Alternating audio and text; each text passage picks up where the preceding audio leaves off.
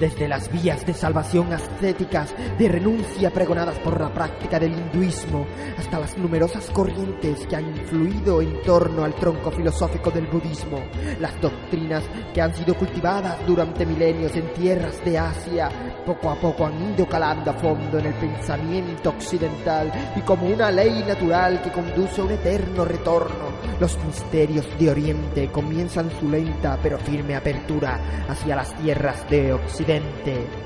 Así tampoco resulta extraño que cada vez más una visión menos ortodoxa sobre la historia de la humanidad comience a ser investigada.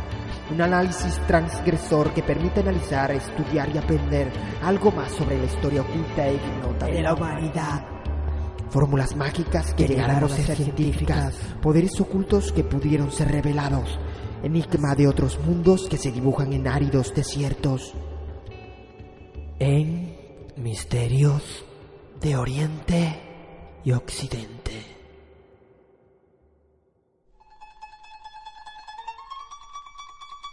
Sufismo, la mística del Islam. A partir del siglo VIII, en el Islam surgieron comunidades ascéticas deseosas de combatir la pérdida inminente de sus valores religiosos.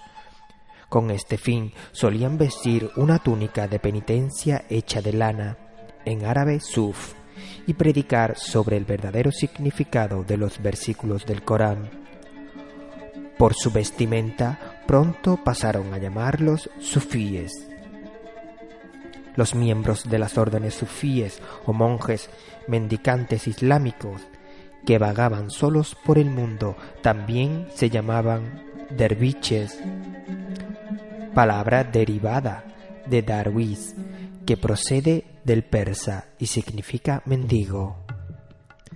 Entre los fundadores del sufismo figura Hassan al-Basri, 643-728, a quien se atribuye esta máxima: quien conoce a Dios lo ama, quien conoce al mundo reniega de él. Una vida impregnada de Dios. La orientación mística del Islam que adoptaron los sufíes desde el principio provocó un grave conflicto con la opinión teológica dominante.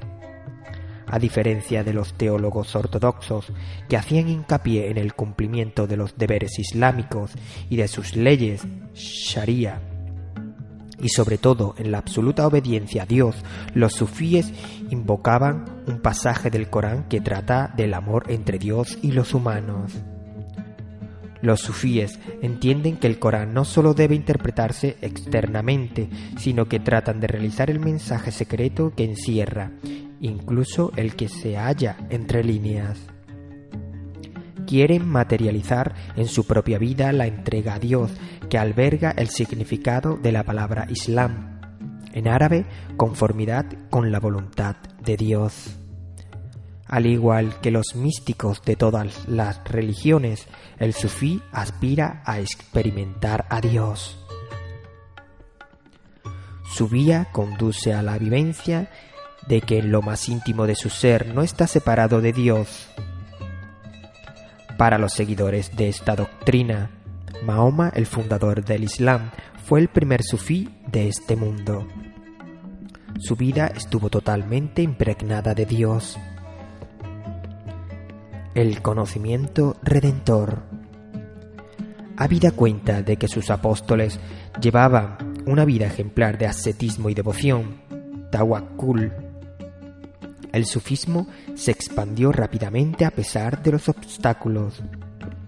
Los sufíes desarrollaron mecanismos que permitían acceder al éxtasis de forma gradual. Su objetivo era el conocimiento redentor, ma'rifa. En los otros niveles se alcanzaba la anulación del yo, la permanencia en Dios y la unión mística con Él. Los fundadores. Las primeras escuelas sufistas se crearon en el siglo IX alrededor del místico egipcio Dum Nun, 859, del místico islámico Bayezid al-Bistami, 874, y del filósofo al-Junayd, 909.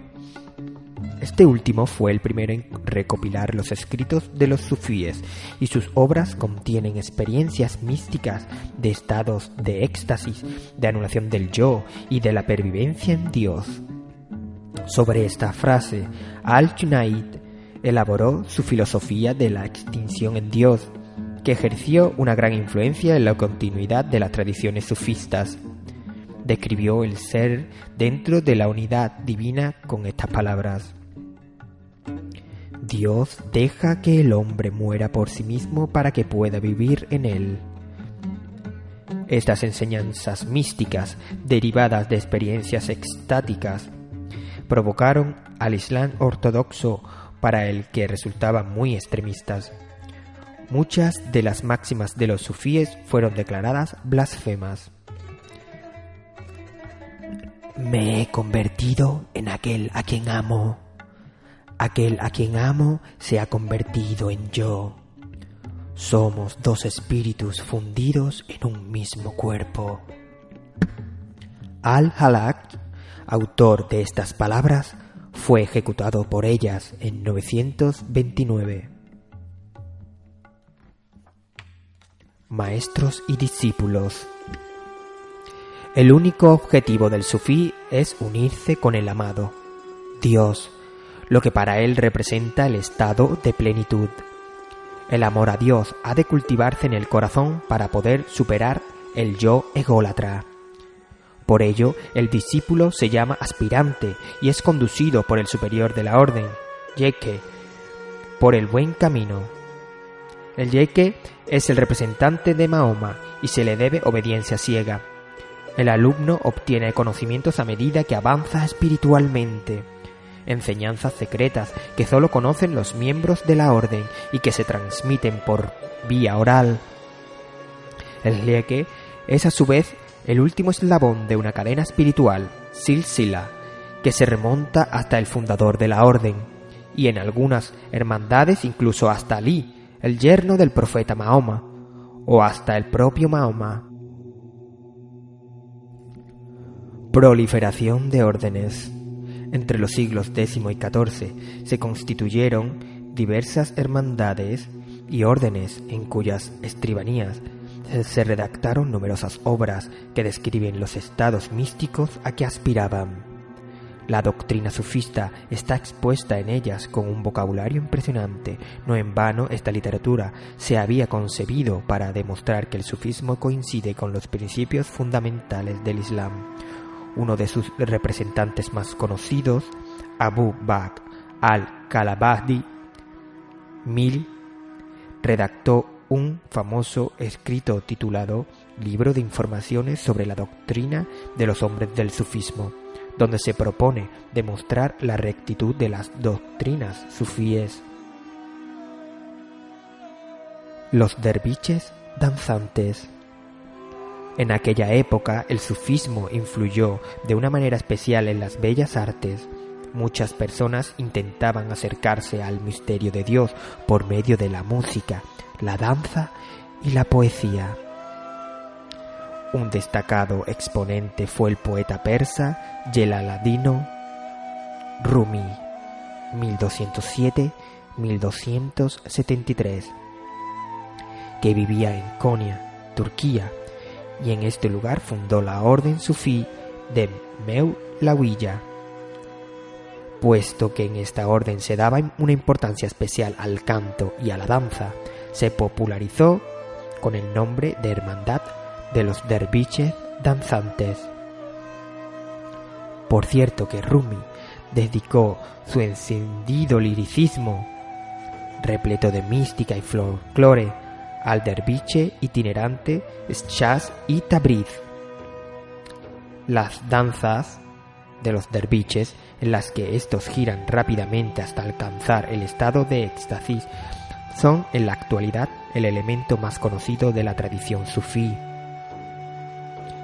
La música y la danza se convirtieron en un medio para provocar el éxtasis divino, y con este fin los grupos de derviches forman dos círculos en los que giran sobre sí mismos con los brazos abiertos en cruz, mientras que un único derviche situado en medio gira en sentido contrario. Surgido originariamente con el propósito de conservar los valores tradicionales del Islam, el sufismo aspira a la interiorización de su religión. Para sus seguidores, la vida es el camino a la superación de todo lo que nos separa de Dios.